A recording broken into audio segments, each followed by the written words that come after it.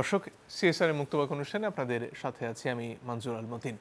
আজকে আমাদের আলোচনা জলবায়ু সম্মেলনকে কেন্দ্র করে এবং তাতে করে যে ধরনের আশার কথা বলা হচ্ছে, বিশ্বকে বাঁচাতে, সবুজ সুরক্ষায় বিশ্ব নেতাদের একমত হওয়ার যে কথাগুলো বলা হচ্ছে, বাস্তবে আসলে তার কতটুকু ফলাফল আমরা দেখতে পারবো সেসব নিয়ে আমরা কথা বলতে চাই।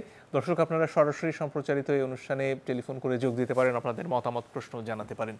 তিনজন সম্মানিত অতিথি রয়েছেন আমাদের সাথে, সবাই সরাসরি যুক্ত হয়েছেন। অস্ট্রেলিয়া থেকে আমাদের সাথে যুক্ত হয়েছেন ডক্টর আশরাফ দেওয়ান, তিনি কার্টিন বিশ্ববিদ্যালয়ে শিক্ষকতা এবং গবেষণা করছেন। আছেন লেখক এবং গবেষক জনাব গওহর নাঈম ওয়ারা, এবং আছেন লেখক ও সাংবাদিক জনাব ফারুক ওয়াসিফ। আপনাদের সবাইকে স্বাগত আমাদের এই অনুষ্ঠানে। দর্শক, আলোচনায় যাবার আগে আজকের এই যে সম্মেলনটি চলছে সে বিষয়ে প্রতিবেদনটি দেখে নিব, তারপর আলোচনায় আসব। বায়ুমণ্ডলে বিষাক্ত কার্বন ডাই অক্সাইডের 30 ভাগই শুষে নেয় বৃক্ষরা। বন নজরদারি সংস্থা ওয়ার্ল্ড রিসোর্সেস ইনস্টিটিউট WRI এর রিপোর্ট বলছে, গেল বছর ধরিত্রীতে 2,58,000 বর্গ কিলোমিটার বন উজাড় হয়েছে, যা গোটা যুক্তরাজ্যের তুলনায় অনেক বড়। তাই স্কটল্যান্ডের গ্লাসগোতে সম্মেলনে মঙ্গলবার বিশ্ব নেতাদের আলোচনায় বন রক্ষার ব্রত। 2030 সালের মধ্যে বন উজাড় শূন্যের কোঠায় নামিয়ে আনতে ঐক্যমতে পৌঁছেছেন বিশ্ব নেতারা। বন রক্ষা এবং বনাঞ্চল বৃদ্ধিতে $1,900 কোটি অর্থায়নের প্রতিশ্রুতি দিয়েছে যুক্তরাজ্য, যুক্তরাষ্ট্র সহ শতাধিক দেশের প্রতিনিধি। গ্লাসগো নেতাদের এই ঘোষণার আওতায় রয়েছে 3,30,00,000 বর্গ কিলোমিটার বন ও ভূমি। যৌথ ঘোষণায় সমর্থনকারী দেশের তালিকায় আছে ব্রাজিল, রাশিয়া, ইন্দোনেশিয়া ও ডেমোক্রেটিক রিপাবলিক অব কঙ্গো। এ 4 দেশেই বিশ্বের মোট বনাঞ্চলের 85%। 30টিরও বেশি প্রতিষ্ঠান বন উজাড়ের সঙ্গে জড়িত প্রতিষ্ঠানগুলোতে বিনিয়োগ বন্ধের জন্য একমত হয়েছে। বনাঞ্চল রক্ষা করে বিশ্বের 1/3 কার্বন নিঃসরণ কমিয়ে আনা সম্ভব। সবাই এই সম্পদটাকে কাজে লাগাতে পারি। গ্রিনল্যান্ডে 600 বিলিয়ন টন বরফ গলেছে, যা খুবই উদ্বেগের। 250 বছর ধরে কার্বন নিঃসরণের জন্য দায়ী সেসব দেশকে ধরিত্রী রক্ষায় এগিয়ে আসার আহ্বান জানাই। যেহেতু বিশ্বের মোট বনাঞ্চলের 20 ভাগই রাশিয়ায়, একে রক্ষায় সকলকে ঐক্যবদ্ধ পদক্ষেপ নিতে হবে। জলবায়ুর বিরূপ প্রভাবে হুমকির মুখে ক্ষুদ্র দ্বীপ রাষ্ট্রগুলো। এটা তাদের জীবন মরণ প্রশ্ন। দুর্যোগ তাদের জন্য বিপর্যয় ডেকে আনছে। লিখিত বার্তায় সব দেশকে বন রক্ষার কাজ করার আহ্বান জানিয়েছেন চীনা প্রেসিডেন্ট শি জিনপিং। মঙ্গলবার বড় শহরগুলোর দূষণ রোধে করণীয় নির্ধারণে বৈঠক করেন ঢাকা, নিউ ইয়র্ক, লন্ডন সহ 12 শহরের মেয়র।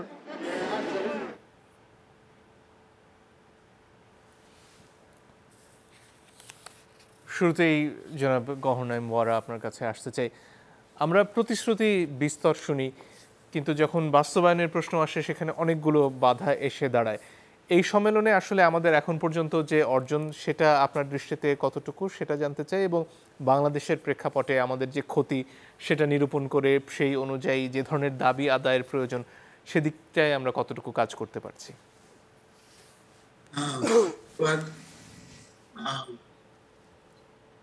এখন আমাদের যে স্কটল্যান্ডে যে সম্মেলন চলছে, এটা কোনো নীতি নির্ধারণী বিষয় নয়।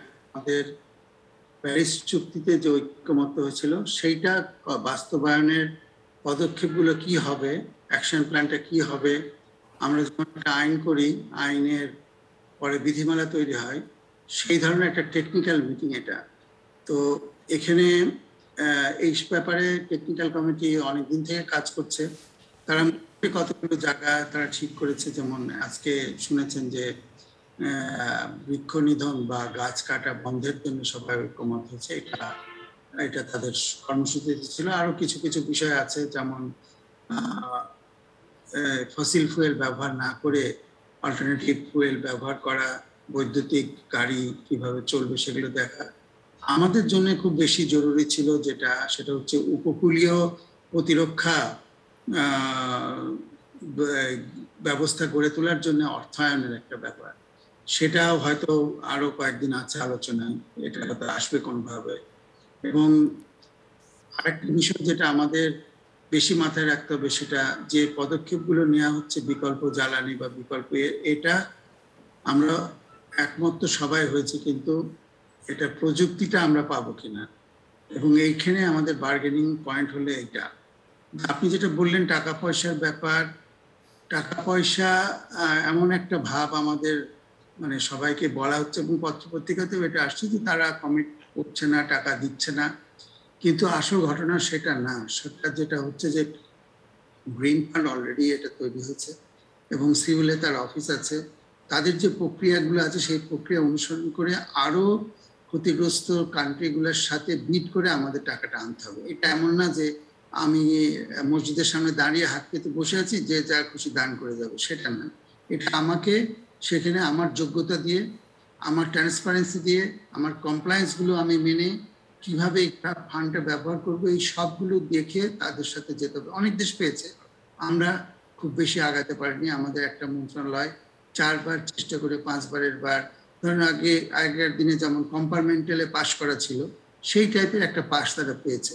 মানে পেছনে যে ধরনের পরিশ্রম করা দরকার, এবং তারপরে আমরা টাকাটা খুব পরিষ্কারভাবে ব্যবহার করতে পারবো সেই যোগ্যতা আমাদের আছে কিনা সেইটাও তারা মাপবে। এবং এটা এখানে কি ব্যবস্থাপনা আছে, এবং আমাদের ব্যবস্থাপনা, আমাদের নিজেদেরও কিছু টাকা সরকার তৈরি করেছেন এই ফান্ড,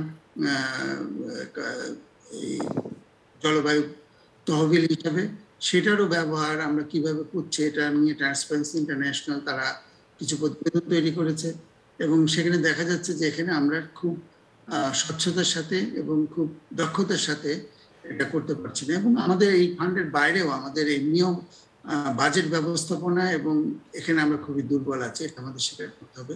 সেই জায়গাগুলো মেরামত না করলে কিন্তু আমরা এই টাকাটা পাবো না। এই টাকাটা আপনি আসবে না, এটা কম্পিট করে অন্যদের সাথে করে আমাদের আনতে হবে। আমাদের টাকাটা বড় কথা না। যেমন আপনার সন্তানকে ভালোবাসার জন্য আপনাকে খুব ধনী হতে হবে না। ধনী পিতা মনে করে আমি যেখানে যাই তার জন্য খেলনা কিনে দিলেই সে খুব সন্তুষ্ট হবে, এটা না।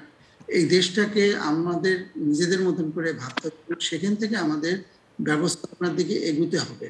আমাদের আজকাল প্রায় শোনা যাচ্ছে যে একটা নতুন ধ্বনি উঠছে যে একটা মন্ত্রণালয় করে দেন, জলবায়ু মন্ত্রণালয় করে দেন, তাহলে হবে। আমাদের যখনই কিছু হয় তখন একটা মন্ত্রণালয় তৈরি হয়ে যায়, এবং এই মন্ত্রণালয় করে আমাদের ব্যবস্থাপনাটাকে আরো জটিল এবং ব্যুরোক্রেটিক করে তোলা হবে। যে জিনিসটা দরকার, যে কোনো মন্ত্রণালয়, প্রত্যেক মন্ত্রণালয়ে জলবায়ু লেন্স দিয়ে তারা তাদের কাজগুলোকে দেখবে। সেটা যদি তারা দেখতে না পারে তাহলে পারে এটা হবে না। আমাদের এখন বাঁধ হচ্ছে, আপনার পত্রপত্রিকায় দেখেছেন যে রাস্তা নাই, সেখানে কালভার্ট তৈরি হচ্ছে। আমাদের এই যে বন্যা আসার আগেই যখন উড়িষ্যাতে ঝড় আসে, সেই ঝড়ে আমাদের এই সাউথ খালির বাঁধ ভেঙে যায়। তো এইগুলো আমাদের দেখতে হবে, আমরা কতটুকু আমাদের যে কাজগুলো করার দরকার সেগুলো করতে পারছি কিনা। এখন সবকিছু আমরা জলবায়ুর নামে দোষ দিচ্ছি। এখন গোপালগঞ্জে যে লবণাক্ততা হয়েছে সেটাও যদি আমরা জলবায়ুর খাপের মধ্যে ফেলে দিই তাহলে তো হবে না।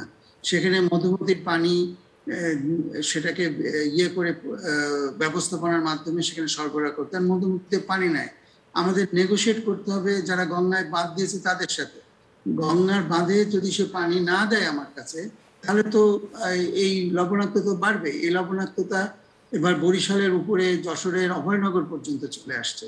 আমাদের এটাও দেখতে হবে, জলবায়ু একটা বিষয় আছে সেটা ঠিকই, কিন্তু সেই সাথে আমাদের নদী ব্যবস্থাপনা, আমাদের প্রতিবেশীদের সাথে আমাদের পানি বন্টনের যে ব্যবস্থাপনা, এই যে সম্প্রতি বন্যা হয়ে গেল, আমরা দোষ দিচ্ছি ভারতকে, আমরা দোষ দিচ্ছি পানি ছেড়ে দেওয়াকে, এটাকে আসলে যুক্তিযুক্ত? আমরা জলবায়ুকে দোষ দিচ্ছি যে জলবায়ু পরিবর্তনের কারণে অসময়ে বৃষ্টি হচ্ছে, সেই বৃষ্টির পানি এসে আমরা ভেসে গেলাম। যখন জলপাইগুড়ির প্রত্যেকটা ব্লকে পানি ঢুকেছে তখন কোন যুক্তিতে আমাদের তিস্তার বাঁধ আমরা বেঁধে রেখেছি, তিস্তার ব্যারেজের খুলে দিইনি মুখ, আমরা তখন খুলে দিলাম যখন তারা জল ছাড়া শুরু করেছে, যখন আমরা রক্ষা করতে পারি না। ফলে যে বিকল্প বাঁধ ছিল সেটা ভেঙে গেছে, এমনকি হাতিবান্ধা পর্যন্ত পানি গেছে। আমরা দোষ দিচ্ছি জলবায়ু পরিবর্তনে। তো এই জিনিসগুলো আমাদের আসলে খুব গভীরভাবে ভাবতে হবে, আমরা আমাদের দক্ষতা দিয়ে আমাদের পরিবেশকে কতটুকু রক্ষা করতে পারছি। অবশ্যই জলবায়ু পরিবর্তনের একটা প্রভাব আছে, সেইটা আমরা মোকাবেলা করতে গেলে আমাদের নিজেদের এটা করতে হবে। আমি ওখানে গিয়ে বলছি যে তোমরা কার্বন নিঃসরণ বন্ধ করো, আর আমি এখানে বাংলাদেশে একটার পর একটা কয়লা ভিত্তিক তাপ বিদ্যুৎ কেন্দ্র করছি। চীন বলেছে, সে তুবা করেছে, সে আর আগামী বছর থেকে কোনো ইয়ে করবে না, কয়লা বিদ্যুৎ করবে না, কিন্তু সারা পৃথিবীতে সে এটা রপ্তানি করবে, সেই ব্যাপারে সে কিছু বলছে না। চীন যদি বন্ধ রাখে তাতে তো পৃথিবীর কোনো লাভ নাই। সে তার এলাকায় 10টা বন্ধ রেখে 20টা সে রপ্তানি করছে। এই জায়গায় যখন আমি কথা বলতে যাব তখন আমাকে প্রশ্ন করবেই যে তুমি তোমার তাপ বিদ্যুৎ কেন্দ্রগুলো কিভাবে চালাচ্ছ, তোমার কি পরিকল্পনা আছে। খুশির কথা যে সরকার এখন রাজি হচ্ছে যে নতুন আর কিছু করবে না, যেগুলো আছে সেগুলো তারা করবে, এবং অলরেডি যে 10টার অনুমোদন সেটা পুনর্বিবেচনা করবে। এগুলো ভালো দিক, কিন্তু সেই সাথে আমাদের নিজেদের দক্ষতা এবং অন্যের সাথে কম্পিট করে ফান্ড আনার যে প্রক্রিয়া এবং সেটা খরচ করার ক্ষেত্রে মানুষকে ইনভলভ করা এবং স্বচ্ছতার সাথে সেটা করা, সেটা করতে না পারলে আমরা আসলে আগাতে পারবো। জি, অনেক ধন্যবাদ। জনাব ফারুক ওয়াসিফ, আপনার কাছে আসতে চাই। যে কথাটা একেবারে শেষের দিকে জনাব ওয়ারা বলছিলেন সেখান থেকেই শুরু করতে চাই। এই যে বিশ্ব নেতারা বলছেন সবুজকে রক্ষা করতে হবে, অথচ জাপান যেখানে কয়লা ভিত্তিক বিদ্যুতের প্রযুক্তি বাংলাদেশের মতো দেশে রপ্তানি করছে, চীন তো করছেই, আমরা নিত্য নতুনভাবে সুন্দরবন বা তার আশেপাশের অঞ্চলকে যেভাবে ক্ষতিগ্রস্ত করছি, সেটার ব্যাপারে কি আমাদের যে কর্মকাণ্ড তার সাথে আমরা এই সম্মেলনগুলোতে যা বলছি সেটা কি মিলছে? এবং যদি না মেলে, এই যে বৈশ্বিক সমস্যার কথা আমরা বলছি, আমাদের সন্তানদের জন্য একটা বাসযোগ্য পৃথিবী রেখে যাওয়ার কথা বলছি, সেটা আসলে কতদূর বাস্তব হবে? মানে এখানে একটা পুরাটাই একটা প্রতারণা। কেন প্রতারণা? সেটা হচ্ছে যে আপনি ধরেন আপনার জলমহালগুলো, আপনার প্রতি নদীতে লোকাল মাস্তানরা বাদ দিবে এবং মাটি ফেলবে, এবং ড্রেজার দিয়ে ভলগেট, একটা নতুন যন্ত্র, সেটা দিয়ে মাটি তুলে চর ভাঙবে। তো এগুলো করবেন, এটা লোকাল লোকাল মাফিয়া, লোকাল লোকেরা করে। আপনি বৈশ্বিক জলবায়ু পরিবর্তনকে দোষারোপ করবেন, তো হতে পারে না। বৈশ্বিক জলবায়ু পরিবর্তন একটা হচ্ছে ধরেন নিউটনিয়ান ল এর মতো, যে যে আপনি ওই মধ্যাকর্ষণের বিরুদ্ধে যেতে পারবেন না, আপনি এই করতে পারবেন না, এই করতে পারবেন না। কিন্তু আপনি কি করছেন, আমার রাষ্ট্র কি করছে, রাষ্ট্রকে প্রশ্ন করা হয়। এখানে পুরো জিনিসটার একটা হ্যান্ডেল লাগে, একটা একটা জিনিসকে ডিল করার জন্য একটা হ্যান্ডেল লাগে, যেটাতে আপনি নাড়াবেন এটাকে। সেটা হচ্ছে যে রাষ্ট্র, যে আপনার রাষ্ট্র রামপাল করবে, রূপপুর করবে, এবং ভারতকে দোষারোপ করার আগে আপনি নিজের রাষ্ট্রে জায়গায় জায়গায় মাইলের পর 1 মাইল পর পর বাঁধ দিবে, এগুলো করবেন, আর আপনি জলবায়ু পরিবর্তনকে দোষারোপ করবেন। আমাদের জন্য জলবায়ু পরিবর্তন হচ্ছে দূরের সমস্যা। দূরের সমস্যা এই কারণে, সেটা হচ্ছে যে এখানে এটা আসছে আমাদের, বৃষ্টি বেশি হচ্ছে বা শীত আসবে, সে হোক, কিন্তু আমরা কি করছি? আমরা প্লাস্টিক খাচ্ছি, প্লাস্টিক ত্যাগ করছি পেছন দিয়ে। এবং এই দেশটা একটা দেশ তৈরি হয়েছিল, সেটা হচ্ছে যে নদীর দিকে মুখ করে, সমস্ত গ্রাম গঞ্জ সভ্যতা নদীর দিকে মুখ করে তৈরি ছিল। নদীর দিকে মানুষ আসতো, নদী দিয়ে নৌকা আসতো, নদী দিয়ে বাণিজ্য আসতো, নদী দিয়ে ব্যবসা আসতো। এখন আমরা নদীকে আবর্জনা ফেলার জায়গা বানাইছি। আমাদের ঢাকা শহরের আবর্জনা সব নদীতে আমরা ফেলি, এবং উপর দিক থেকে হচ্ছে ওরা পানি দেন। ওরা পানি দেয় না, এটা খুবই গুরুত্বপূর্ণ, মারাত্মক এবং খুবই রাজনৈতিক সমস্যা। কিন্তু বাংলাদেশে অনেক নদী মরতো না যদি আমরা এই নদীগুলোকে, প্রবাহগুলোকে ঠিক রাখি। আমরা করি নাই। এখন আপনি যদি আন্তর্জাতিক দরবারে প্রশ্ন তোলেন যে আপনি কি, আমরা তো সুন্দরবনের রামপাল বানাইছি, উনি বলছেন,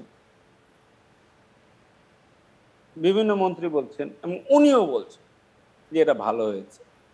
এবং উনি বলছেন যে একটা মন্ত্রী 2 দিন আগে বলেছেন যে ওখানে তো সিমেন্ট কারখানা আছে, ইত্যাদি ইত্যাদি। আমি নিজে গিয়েছি, আমি দেখেছি, আমার ভয় লেগেছে। সে ভয় লেগেছে, ভয় জিনিসটা মারাত্মক। যে ওখানে এত জিনিস দেখা যায়, একদম তিলডাঙ্গার মেলা থেকে, মেলার আলো, কুপি, ল্যাম্প, পূজা, এইসবের মধ্যে দাঁড়ায় থেকে আমি দূর থেকে দেখলাম যে ওখানে রামপালের আলোটা সবচেয়ে মারাত্মক, সবচেয়ে জ্বলে আছে আকাশে, একটা ভয়ঙ্কর। এটা কেমনে সম্ভব? এবং এখানে রাষ্ট্রপ্রধান, সরকার প্রধান শেখ হাসিনা থেকে শুরু করে ওই যে একটা বাচাল মন্ত্রী আছে যারা, তারা এগুলো বলে যাচ্ছে, মিথ্যা বলে যাচ্ছে। এবং এখানে পরিবেশ বাঁচাবেন পরে, আপনি পরিবেশ পরে বাঁচান, আগে আপনি সত্য মিথ্যার ফারাকটা মীমাংসা করেন, এবং যারা দর্শক তারাও করেন। তো এখানে আমরা প্লাস্টিক খাবো, প্লাস্টিক ত্যাগ করব, হ্যাঁ, এ তো হতে পারে না। এবং আমরা নদীর উপরে বাঁধ দিব, নদীর উপরে জাল ফেলবো, নদীর মধ্যে করে মাছ ধরবো, এগুলো। আচ্ছা ধরেন আমি এখানে মানে এগুলো বাদ দিচ্ছি, এগুলো এরা যারা বলে পরিবেশ কপ, এগুলো 26তম কপ হচ্ছে, 25তম কি অর্জন হয়েছে? কিচ্ছু না। 24তম কি অর্জন হয়েছে? কিচ্ছু না। এরা একটা ডিলেমার মধ্যে আছে, এবং যে ডিলেমাটা বাস্তব, সেটা হচ্ছে যে ভাই আমরা কেবল অর্থনীতিতে আসা শুরু করছি, আমরা প্রকৃতি পুরায়া প্রবৃদ্ধি অর্জন করব, কারণ এটা না করলে আমরা তোমাদের সমান মানুষ হব না, আমাদের বাচ্চা কাচ্চারা ঠিকমতো খেতে পাবে না এবং একটা উন্নত জীবন পাবে না। তাহলে আমরা পরিবেশ পুরাবো, বন উজাড় করব, ধান ক্ষেত পুরাবো, এই ইত্যাদি করব। আর তোমরা এত বছর সব কইরে যখন উন্নত হয়ে গেছো, তখন তোমরা আমাদের বলছো যে তোমরা এগুলো থামাও। চীন যে দাবি নিয়ে আসছে, চীন বলছে যে আমি তখন থামবো না, তোমরা তো আগেই পৃথিবী ধ্বংস করছো, আমার ধ্বংসটা কি বাড়তি হবে। পুঁজিবাদের কাছে, চীনা পুঁজিবাদের কাছে, চীনা পুঁজিবাদ হচ্ছে আরো ভয়ঙ্কর পুঁজিবাদ, মানে সে মুনাফা লাভ ছাড়া কিছু চিনে না। অনেক এবং এটা ইউরোপে চেনে না। আমি কথাটা শেষ করি, সেটা হচ্ছে যে এসব আলোচনা কি লাভ আসবে যদি আমরা নিজের দেশে, নিজের নদীকে, নিজের ঘাসকে, নিজের ধান ক্ষেতকে, নিজের মানুষকে একটু সবুজ না করি। ফলে ওয়েস্টকে বা আমেরিকাকে দোষারোপ করার আগে আমাদের নিজেদের যত্ন আছে কিনা আমাদের পরিবেশের প্রতি, মানুষের প্রতি, এটাই। জি, অনেক ধন্যবাদ। ডক্টর আশরাফ দেওয়ান, আপনার কাছে আসতে চাই। এবারের সম্মেলনে সশরীরে যোগ দেননি চীনের প্রেসিডেন্ট, রাশিয়ার পুতিন। তারা যদিও ভিডিও বার্তা বা লিখিত বার্তা পাঠিয়েছেন। চীনকে বলা হচ্ছে তারা সর্বোচ্চ পরিমাণে কার্বন নিঃসরণ করছে, মার্কিন যুক্তরাষ্ট্র যারা দ্বিতীয় অবস্থানে রয়েছে তাদেরও দ্বিগুণ। এবং একটু আগে ডক্টর গহর নাঈম ওয়ারা বলছিলেন যে এই যে পরিমাণটা তারা তাদের দেশে হয়তো কমানোর কথা বলছে, কিন্তু অন্যান্য দেশে তারা একই প্রযুক্তি রপ্তানি করছে, যেটার ফলে ক্ষতিটা আসলে কমে আসছে না। তাহলে কি এই গোটা প্রক্রিয়ার মধ্যে এক ধরনের শুভঙ্করের ফাঁকি থেকে যাচ্ছে? জি, ধন্যবাদ। ওনারা যা বলেছেন সেটা থেকে তো দ্বিমত করার কোনো সুযোগ নেই। প্রথমত হচ্ছে যে এই উন্নত বিশ্ব, যাদেরকে আমরা উন্নত বিশ্ব বলি, ইনক্লুডিং অস্ট্রেলিয়া কিন্তু একটা বড় কয়লা রপ্তানিকারক দেশ। তো এরা কিন্তু আপনি বোধহয় কিছুদিন আগে দেখে থাকবেন যে বিবিসির একটা নথি ফাঁস হয়েছিল, বিবিসি একটা সংবাদ দিয়েছিল যে সৌদি আরব, অস্ট্রেলিয়া, জাপান, ব্রাজিল এরা চাচ্ছে না যে বেশ কিছু বাক্য ইসের মধ্যে থাকুক। তো এই যে শুভঙ্করের ফাঁকির কথা আপনি বললেন, সেটা তো এখন থেকে না, সেটা অনেক আগে থেকেই আছে, এবং সেটা কতদিন পর্যন্ত চলবে সেটাও আমরা জানি না। যেমন ফারুক ভাই যেটা বললেন যে চীন বলছে যে তারা 2000 এত সালে নিঃসরণ কমাবে, কিন্তু তারা কিন্তু বলেনি যে রপ্তানি বন্ধ করবে কিনা। তারপরে আবার ভারত বলছে 2070 সাল নাগাদ তারা চিন্তা করতেছে নিঃসরণ কমাবে। তো এখন এই যে নিঃসরণ কমানোর ব্যাপার, বড়লোক দেশগুলো যেটা হয়ে গেছে তারা তাদের মতো ডেভেলপ করে ফেলছে, গরিব দেশগুলো যেহেতু সাফারার হচ্ছে, কিছু একটা দেখানোর জন্য বিশ্ববাসীকে যে আমরা we are trying our best to support them, সেই জন্য তারা কিছু একটা সামনে হাজির হয়। কিন্তু সেটা কি আসলে, যেমন ফারুক ভাই বলছিলেন এবং ওয়ারা ভাইও বলছিলেন যে আসলে আমাদের নিজস্ব বিষয়টা কি আমরা দেখি। আপনি এই যে নদীর কথা বলেন, বাঁধের কথা বলেন, তারপরে এই যে বন্যা হলো, যেটা দুজনেই বললেন যে আমরা আমাদের পরিবেশকে কিন্তু করছি না। আমরা শুধু, যেমন একটা বড় শুভঙ্করের ফাঁকি হচ্ছে, আপনি আজকের প্রথম আলোতে দেখে থাকবেন যে 15 লাখ কোটি টাকা আমাদের লাগবে কার্বন নিঃসরণ 2022 বা 2030 সাল নাগাদ 22% কার্বন নিঃসরণ আমরা কমাবো, যেটা আগের তুলনায় 10% বা 7% বেশি সরকার চিন্তা করছে। কথা হচ্ছে ভাই, আমি তো কার্বন নিঃসরণ করছি না। সারা বিশ্বের যে 51 কোটি টন, বিলিয়ন টন যে কার্বন নিঃসরণ হয় বছরে, তার মধ্যে আমার ভাগ হচ্ছে মাত্র 0.042 বা 47, যেটা আমাদের প্রধানমন্ত্রী বলেছেন 0.047। তাহলে আমি কেন নিঃসরণ কমাবো? আমার তো নিঃসরণ নাই, আমি কমাবো কেন? আমার যেটা দরকার সেটা হচ্ছে যে তোমরা যে ক্ষতি করতেছো বিশ্বের, সেই ক্ষতিটা আমি কেন সেটার সাফারার হব? এখন আমরা যেহেতু গরিব দেশ বা উন্নয়নশীল দেশ, আমাদেরকে যেটা হয় যে আপনার উন্নত দেশগুলির সাথে একটা চোর পুলিশ খেলার মতো একটা প্রবাদ, বাংলার প্রবাদ আমরা যেটা ছোটবেলা থেকে জানি, যে চোরকে বলে চুরি করো, পুলিশকে বলো ধরো, বা গৃহস্থ নজর থাকে। সেই সমস্ত কারণে ডেফিনেটলি একটা শুভঙ্করের ফাঁকি তো রয়েছেই, এবং এই শুভঙ্করের ফাঁকিটাকে ধরিয়ে দেওয়ার, সবাই ধরিয়ে দিচ্ছে। উন্নয়নশীল দেশগুলির যে ক্লাইমেট ভালনারেবল ফোরাম 20 বা আরো যা কিছু রয়েছে তারা করছে, বাট উন্নত বিশ্বের সাথে আপনার পেরে উঠবেন না। কেন পেরে উঠবেন না? তার একটা প্রধান কারণ হচ্ছে, আমি কয়েকদিন আগে যেটা আপনার প্রথম আলোতে বলেছিলাম, লিখেছিলাম, যে আমাদের সায়েন্টিফিক বেসিস নাই কথা বলার মতো। সক্ষমতা একটা বিষয়, আরেকটা হচ্ছে সায়েন্টিফিক ডেটা। আপনি বাংলাদেশ বলেন বা উন্নয়নশীল দেশ বলেন, আমাদের কিন্তু কোনো ডেটা নাই। আমরা সব বায়বীয় কথা বলি। আপনি আজকে অস্ট্রেলিয়ার সাথে ফাইট করবেন, যুক্তরাজ্যের সাথে ফাইট করবেন, যুক্তরাষ্ট্রে, ওদের দেখবেন যে সায়েন্টিফিক বেসিস আছে কথা বলার মতো। তারা বলে যে তোমরা আমাদেরকে দেখাও। আপনি যদি বলেন যে বাংলাদেশের জলবায়ু উদ্বাস্তুর কথা আমরা বলি, জলবায়ু উদ্বাস্তু 14 হয়েছে, কত পার্সেন্ট পর্যন্ত হয়েছে? কোনো রেকর্ড কোথাও আছে? তাহলে আপনি ফাইট করবেন কিভাবে?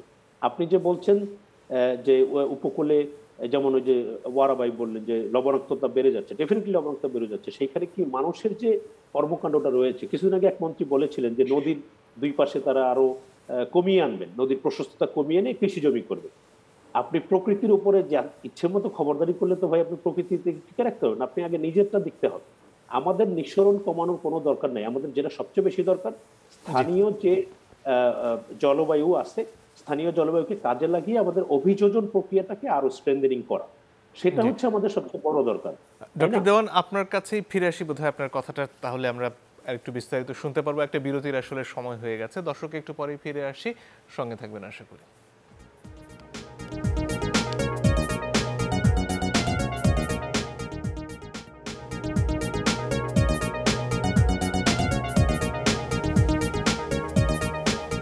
দর্শক, আপনারা দেখছেন সিএসআর মুক্তবাক।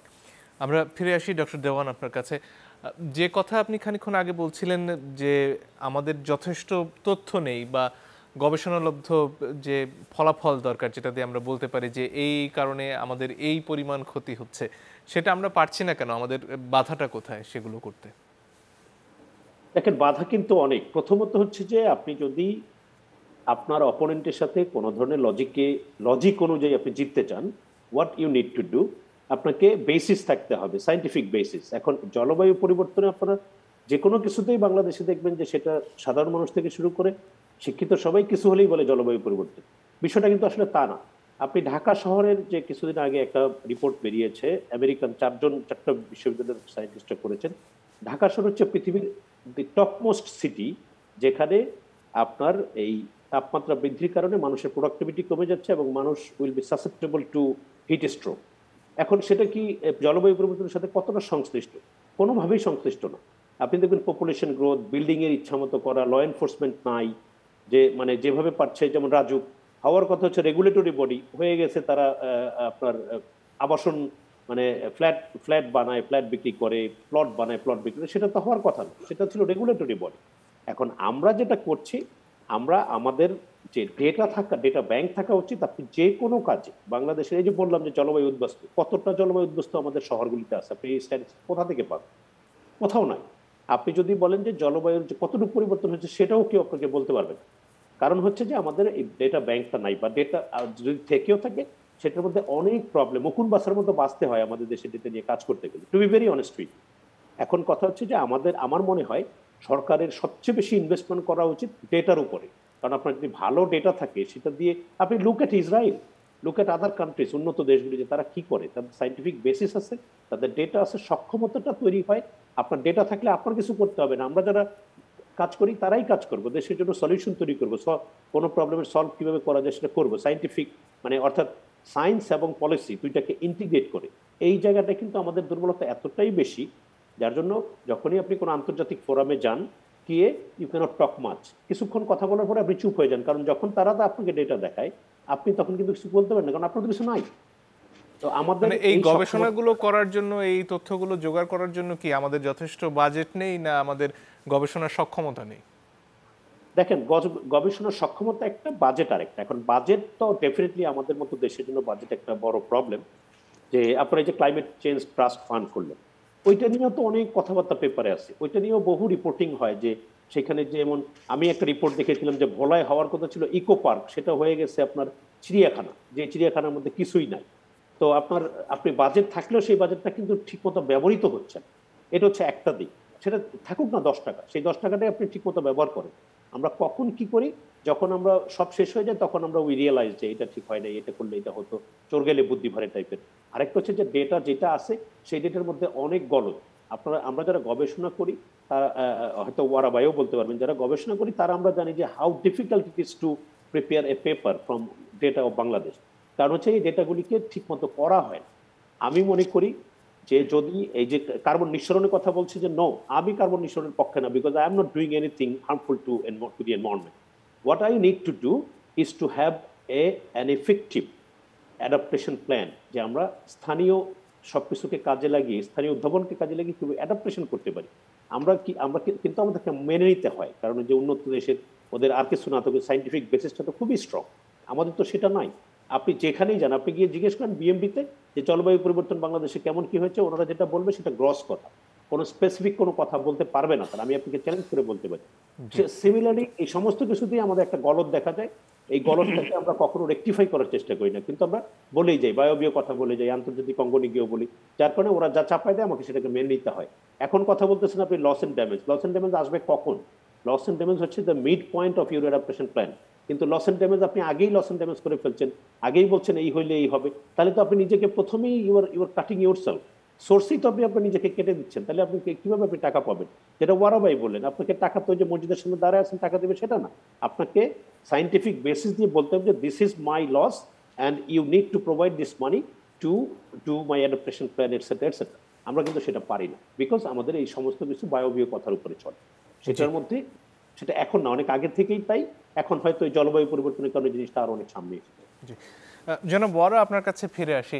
এই যে একটু আগে ঢাকা শহরে অতিরিক্ত তাপমাত্রা হয়ে যাওয়ার কথা বলছিলেন ডক্টর দেওয়ান, এটা এমন একটা সমস্যা যেটা সাধারণ মানুষ অনুভব করতে পারেন, খুব সহজেই তারা বোঝেন যে তাদের কষ্ট হচ্ছে।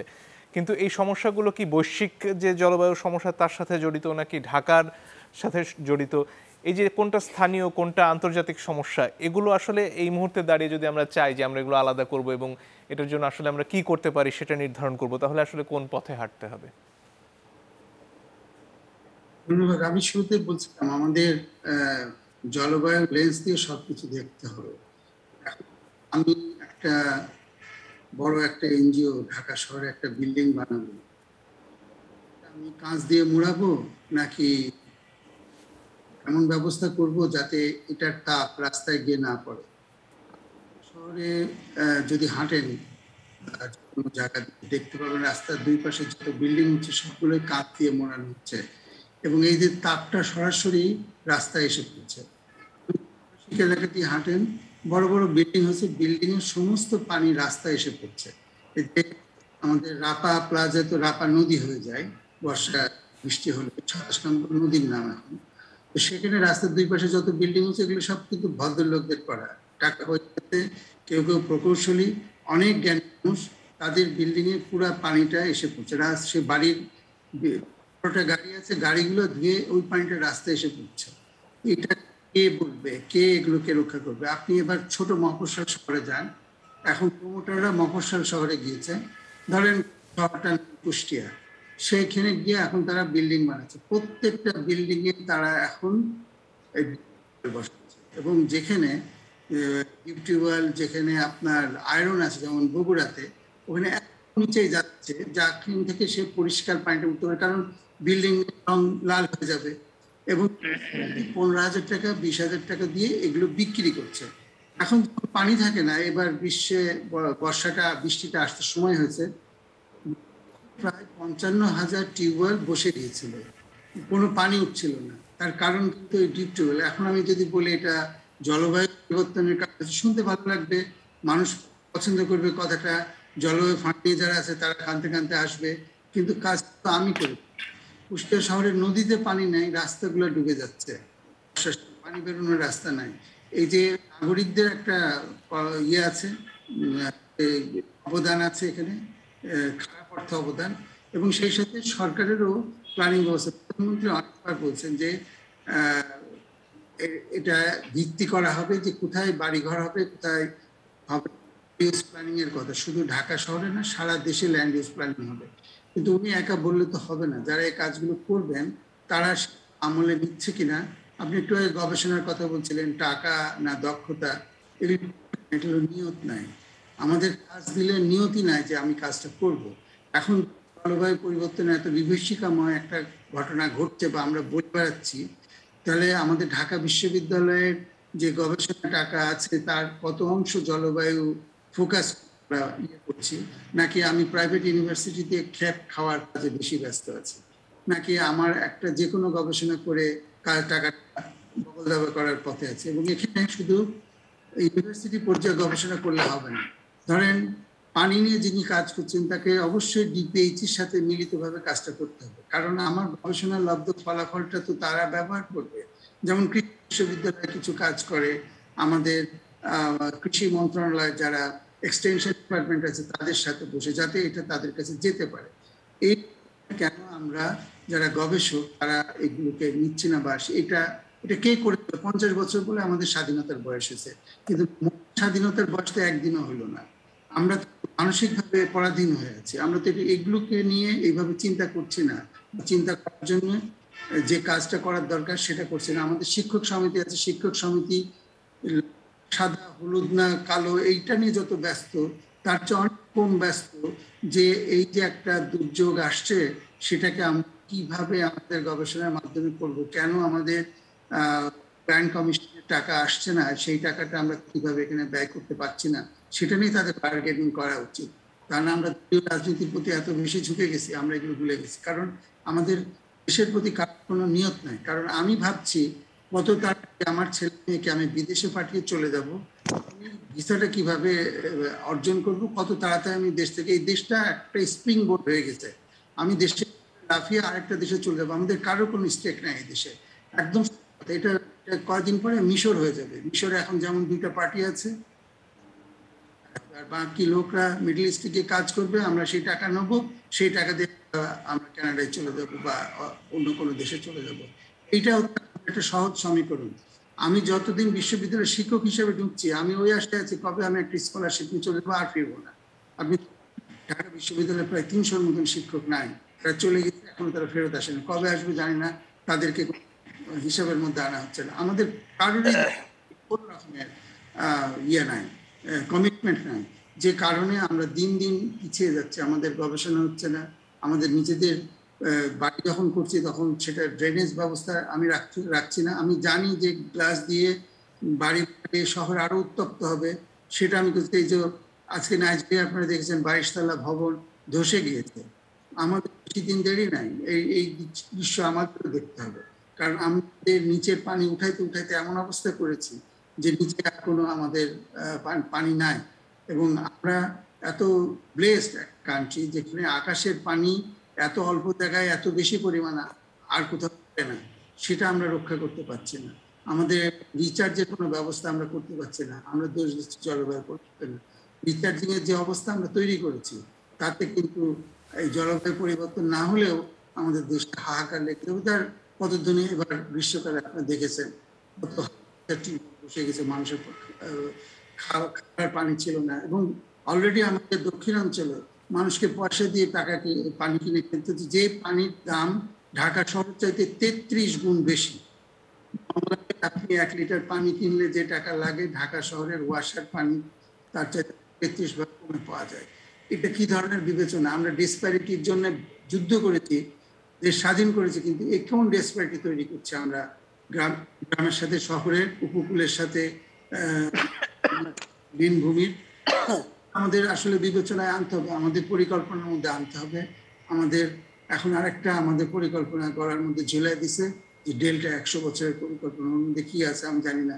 ডেল্টা প্ল্যান যদি আমি এই সবগুলো নদী যে দেশ থেকে আসে তাদের সাথে মিলিতভাবে না করি, তাহলে ডেল্টা প্ল্যান হবে না। আমাদের একটার পর একটা নতুন নতুন শব্দ শোনায় মানুষকে ডিসএম্পাওয়ার করার জন্য, কিন্তু আসলে আমরা সেটাকে কতটুকু আমরা কার্যকরী করতে পারবো এবং আমরা আমাদের জন্য কতটুকু প্রয়োজন সেটা নিয়ে মানুষের সাথে কথা বলা হয় না। জনগণ কিন্তু এটা জানে না যে ডেল্টা প্ল্যান কি আছে, কিন্তু তাদের টাকাতে এটা হবে। তো এই যে মানুষের কাছে টাকা নিচ্ছে কিন্তু তাকে জানাচ্ছি না তার জন্য আমি কি করব, সেটা তো একটা বড় যে আপনি একটু আগে শুভঙ্করের ফাঁকি বলছিলেন, এটা বড় দেশগুলোর সাথে ছোট দেশগুলোর শুভঙ্করের ফাঁকি কি? আমাদের নীতি নির্ধারকদের সাথে জনগণের একটা শুভঙ্করের ফাঁকি আমরা তৈরি করেছি এবং এটা দিন দিন বড় হচ্ছে। এটা যদি আমরা গ্যাপটা না কমাতে পারি তাহলে আমাদের সমূহ বিপদ, জলবায়ু পরিবর্তন বলেন আর যাই বলেন, আমরা বাঁচতে পারবো না। জি, ডক্টর দেওয়ান আপনার কাছে চলে আসি। প্লাস্টিকের কথা নিয়ে আসলেন জনাব ফারুক ওয়াসিফ। ডেভিড অ্যাটনবারোর একটি প্রতিবেদন, একটি ডকুমেন্টারি দেখছিলাম যেখানে তিনি তার জীবনের সাক্ষ্য দিয়েছেন, লাইফ অন আওয়ার প্ল্যানেট, এবং সেখানে তিনি দেখাচ্ছিলেন যে কিভাবে আর 100 বছরের মধ্যে আরও একটা এমন দুর্যোগ নেমে আসবে যখন সারা বিশ্ব জুড়ে জীবের আসলে একটা বড় ধরনের ধ্বংস নেমে আসবে এবং একটা নির্দিষ্ট সময় পর পর এটি হয়ে থাকে, সেটি তিনি বলছিলেন। এবং আমরা খুব শিগগিরই যদি কিছু না করি সেটা ঠেকাতে পারবো না, নানান যুক্তি দিয়ে তিনি দেখাচ্ছিলেন। মাঝখানে এই করোনা মহামারী আসলো, আমরা সবাই বললাম যে প্রকৃতির একটা প্রতিশোধ এটা মানুষের উপরে হয়তো, কিন্তু তারপরে যেভাবে মাস্ক সহ পিপি সহ নানান জিনিস আমরা বিপুল হারে ব্যবহার করলাম, সেগুলো আসলে পরিণত কি হচ্ছে, সেটা কিভাবে পরিবেশের উপর বিরূপ প্রভাব ফেলছে, সে নিয়েও আমরা এখন আলোচনা করছি। সমিলিয়ে এই যে একটা মানসিকতার পরিবর্তন সম্মিলিতভাবে যেটা আসলে আমাদের পৃথিবীকে বাঁচাতে পারে, সেটা কিভাবে করা চলে এই মুহূর্তে এই সব ডামাডোলের মধ্যে থেকেও, একজন ব্যক্তি পর্যায়ের মানুষ হিসেবে বা আমাদের পর্যায় থেকে সামষ্টিকভাবে যদি কিছু করার থাকে? আচ্ছা, ধন্যবাদ। যেটা হচ্ছে যে আপনি হয়তো এনডিসির কথা জানবেন, যে ন্যাশনালি ডিটারমিন্ড কন্ট্রিবিউশন, যে প্রত্যেকটা দেশ 2015 সালে প্যারিস চুক্তি অনুযায়ী তারা ন্যাশনাল ডিটারমিন্ড কন্ট্রিবিউশন, যেটা কে কতটা নিঃসরণ করবে, কার সহায়তা করবে, সেটা করেছিল। এখন সেখানে বাংলাদেশে কিছু উচ্চাকাঙ্ক্ষা ছিল, বাংলাদেশের যে সরকারি দলিলপত্র সেখানে ছিল। এখন ব্যক্তি পর্যায়ে রিসেন্টলি আমি একটা পেপার পড়েছি গত 2 দিন আগে, সেইখানে আমি দেখলাম যে পৃথিবীর বহু দেশ যে কমিটমেন্টগুলি করেছিল, বিশেষ করে উন্নত দেশ, তারা কিন্তু সেই কমিটমেন্টগুলি রাখেনি। আপনি যদি তাদের অফিসিয়াল ডকুমেন্টই দেখেন, তো কিছু দেশ করেছে, কিছু দেশ করেনি। আর আমাদের মতো দেশের জন্য তো আমাদের সমস্যা তো প্রচুর। আমরা সব সমস্যার মধ্যেই ওই যে একটা জলবায়ু লেন্স লাগাই দিলেই সুবিধা হয়ে যায়, যে আপনি কনভিন্স করতে পারেন যে এটা জলবায়ু পরিবর্তনের কারণে হয়েছে। তো এই যদি আপনি আসলেই যদি পরিবর্তন চান এবং পৃথিবীকে যদি বাসযোগ্য রাখতে হয়, তাহলে কিন্তু in no time you need to act. এই অ্যাক্টের মধ্যে এই যে 2070, 2050, 2080, এক এক দেশ এক এক রকম। কেন রে ভাই, তুমি এখন থেকেই কেন এই অ্যাকশনে যেতে পারো না যে আমরা we do not produce any coal resources, we do not export it? সেটা কিন্তু কেউ বলছে না, কারণ আপনার এটার মধ্যে কারণও আছে। জীবাশ্ম জ্বালানি যতটা চিপ, যতটা সহজলভ্য, আপনার বৈদ্যুতিক গাড়ির কথা আমরা বলছি, এতটা সহজলভ্য হবে না, কারণ বৈদ্যুতিক গাড়ি রিচার্জ করতে লাগে হচ্ছে 8 ঘন্টা। আপনার গাড়ি দিয়ে আসবেন গ্যাসোলিন স্ট্যান্ডে, ওইখানে 8 ঘন্টা হবে, তারপর আপনি নিয়ে আসবেন, কথার কথা। তো তারপরে ধরেন এই যে আপনি সোলার এনার্জির কথা বলছি, আপনি অস্ট্রেলিয়াতে প্রত্যেকটা বাড়িতে সোলার এনার্জির জন্য আপনাকে গভর্নমেন্ট বিশাল একটা অঙ্কের টাকা রিবেট দেয়। আমাদের দেশে তো এটা সম্ভব না, কারণ হচ্ছে যে আমাদের দেশে এতটা রিসোর্স তো নাই। তো সবকিছু মিলে যে সোলার এনার্জি বলি, বৈদ্যুতিক গাড়ি বলি, সবকিছু এত দ্রুত সম্ভব না, যেটা জীবাশ্ম জ্বালানি আর অনেক দিনের একটা প্র্যাকটিস। আজকে আপনি ধরেন যে প্রতিদিন অফিসে গাড়ি করে যান, হঠাৎ করে যদি গাড়ি নষ্ট হয়ে যায়, তাহলে কিন্তু আপনি you feel tired, you feel bored, যে আপনাকে রিক্সায় যেতে হবে বা হেঁটে যেতে হবে। এটাই হচ্ছে মানুষ। আমাদের মানসিকতার জায়গাটা পরিবর্তন করতে হবে, যেটা ফারুক ভাইও বললেন, যে আমরা চাঁদে যেতে চাচ্ছি, আমরা মঙ্গল গ্রহে যেতে চাচ্ছি। উন্নত বিশ্ব হয়তো সেটা পারবে, অনুন্নত বিশ্বের গরিব মানুষেরা করুক। আমাদের কোনো পলিসি আপনি দেখবেন না গরিব মানুষ কেন্দ্রিক ভাই।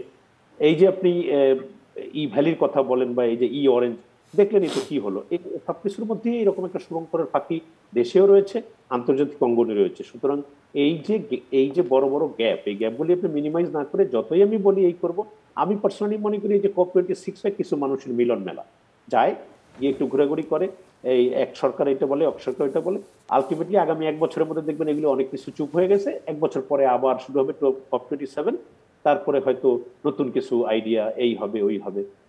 এতটা যদি ইজি হতো, যদি সবচেয়ে বড় হচ্ছে মানসিকতা, এবং ওনারা যদি এগিয়ে আসেন, ডেফিনেটলি ইট ইজ পসিবল। আপনি আস্তে আস্তে করেন, বলে দেন যে আমাকে এই তারিখের মধ্যে এটা করতে হবে। ওই যে চীন বলতেছে একরকম, রাশিয়া বলতেছে একরকম, যুক্তরাষ্ট্র বলছে একরকম, তাহলে তো হবে না। আপনার মানসিকতাটা এবং যদি আপনার উৎসাহ মানে ইটা না থাকে, আগ্রহটা না থাকে, তাহলে এই পৃথিবীকে বাঁচানো কোনোভাবেই সম্ভব না। সেটা 100 বছর হোক বা 200 বছর হোক। কেউ 100 বছর বলছেন, কেউ বলছেন আগামী 50 বছর, কেউ বলছেন 200 বছর। কিন্তু যে হারে তাপমাত্রা বাড়তেছে, যেমন ওয়ারা ভাই একটা কথা বলছেন যে এই যে পানির ব্যাপারটা আমাদের দেশে, আপনি দেখেন অস্ট্রেলিয়ার মতো একটা কন্টিনেন্ট, এটা কিন্তু একটা ড্রাই কন্টিনেন্ট, এখানে পানির যে কি পরিমাণ অভাব আপনি না আসলে বুঝবেন না। কিন্তু এইখানকার পানির যে রক্ষণাবেক্ষণ, আমি কিন্তু যে ইচ্ছা করলেই গ্রাউন্ড ওয়াটার এখানে উঠাতে পারবো না। 3 দিন আমি উঠাতে পারবো, এবং 3 দিন আমাকে রেঞ্জার এসে এখানে দেখবে যে আমি ঠিক মতো যতটুকু উঠানোর কথা ততটুকু পারছি কিনা। আমরা কি করছি, আমাদের মতো দেশে পানি কিন্তু একটা ব্লেসিং, উই হ্যাভ ডেস্ট্রয়েড। এই যে প্লাস্টিক আপনি দেখেন, বুড়িগঙ্গা বাইরের মানুষ এসে করে নেই, বালু নদীর দখল বাইরের মানুষ এসে করে, আমরা মানুষটাই করছি। এগুলি করছি কেন? কারণ হচ্ছে যে যখন পলিটিক্যাল সিস্টেম সোশিও ইকোলজিক্যাল সিস্টেমকে ডমিনেট করে, সেইখানে আপনি অনেক কিছুই চিন্তা করেও সেটা সম্ভব না। সুতরাং মানসিকতা এবং আপনার আন্তরিকতা, এই দুইটা জিনিসকে সমন্বয় করা না গেলে এই পৃথিবীকে বাঁচানো সম্ভব, সেটা আন্তর্জাতিকভাবেই হোক, আমাদের আভ্যন্তরীণভাবেই হোক।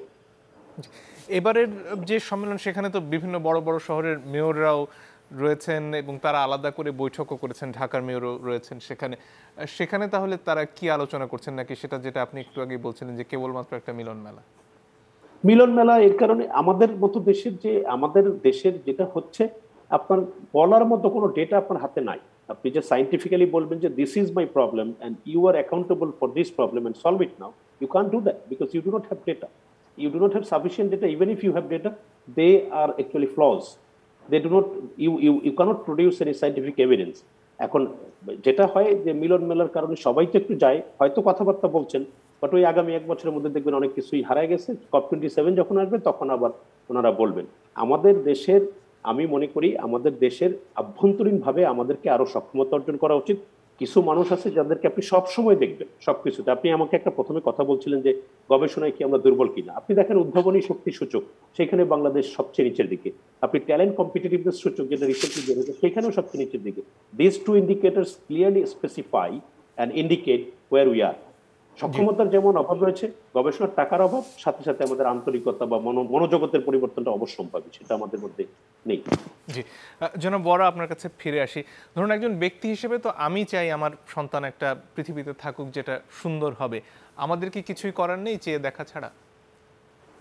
না, অনেক কিছু করার আছে। আপনি যে বলছিলেন যে যারা গিয়েছে, মেয়র সাহেবরা গিয়েছে, আসলে আপনি যদি লালনের মেলায় যান বা যে কোনো আধ্যাত্মিক মেলায় যান, দেখবেন অনেক মানুষ আসছে। কেউ তিলেখাজা খায়, কেউ গান শুনে, কেউ আবার ওখান থেকে কিছু জিনিস আহরণ করে নিয়ে আসে তার আধ্যাত্মিক মুক্তির জন্য। সেটা সম্ভব। এটা নির্ভর করছে আপনি কোন নিয়তে যাচ্ছেন, কি নিতে যাচ্ছেন। এমনি লালনের মেলা দেখে মনে হবে এটা সব মানুষ এখানে বসে বসে খাচ্ছে, ধোঁয়া খাচ্ছে, কোনো কিছু নাই। কিন্তু সেখান থেকে অনেক আধ্যাত্মিক মুক্তিরও রসদ আছে। এই যে আমাদের মেয়র সাহেবরা গিয়েছেন, ওনারা যদি চান, ওনারা দেখবেন ওখানে রেইন ওয়াটার হারভেস্টিং এর কতগুলো প্রজেক্ট আছে এবং সেখানে তারা কিভাবে এটা করছে, এবং সেখান থেকে যদি তারা শিখতে চান, এটা কোনো রকেট সায়েন্স না, এটা করা সম্ভব। এটা এখানেই সম্ভব। আমাদের দেশে কৃষি বিশ্ববিদ্যালয় এটার উপরে অনেক গবেষণা আছে। তারা মাটি ছাড়াই পানিতেই চাষ করছে এবং সেটা সম্ভব। এটা ইকোনমিক্যালি ভায়াবল স্টেপ। আমরা তো এখান থেকে নিতে পারি। মিলন মেলায় কিন্তু অনেক কিছু নিতে পারে। কিন্তু আপনি কি ধোঁয়া খেতে যাচ্ছেন না আপনি আধ্যাত্মিক মুক্তির জন্য যাচ্ছেন, সেটা একটা বড় জিনিস। আমাদের দেশে কৃষকরা কিন্তু বসে নাই, সাধারণ মানুষ বসে নাই। তারা এই স্কটল্যান্ডের মিটিং বা প্যারিসের মিটিং এর দিকে তাকিয়ে নেই। তারা নিজেদের মতন চেষ্টা করছে। আপনি যদি এখন উপকূলীয় অঞ্চলে যান, যেখানে লবণাক্ততা এবং জলবদ্ধতা তৈরি হয়েছে, সেখানে তারা সবজি এতই উৎপাদন করছে। আপনার বাগেরহাটের আগে একটা বড় হাট এখন তৈরি হয়েছে, যেটাকে তারা পিডব্লিউডি হাট বলে। সেখানে শুধু এই অঞ্চলের সবজি বিক্রি হয় এবং ঢাকা থেকে জায়গা থেকে চিটাগাং থেকে ট্রাক যাচ্ছে, সেখানে আনছে। এর পেছনে আমাদের কারো কোনো কন্ট্রিবিউশন নেই। তারা ছোট্ট একটা উদাহরণ দিই, যেটা আমি কয়েকদিন আগে, আমাদের পাড়া বলে একটা জায়গা আছে পটুয়াখালীতে, যেখানে লবণাক্ততার কারণে কোনো চাষ হচ্ছিল না। 2-3 জন কৃষক মিলে তারা এই সুইচ গেটের এমন একটা ব্যবস্থাপনা গড়ে তুলেছে যাতে মিষ্টি পানিটা ওখানে রক্ষা হচ্ছে এবং তারা 2টা ফসল তারা করছে।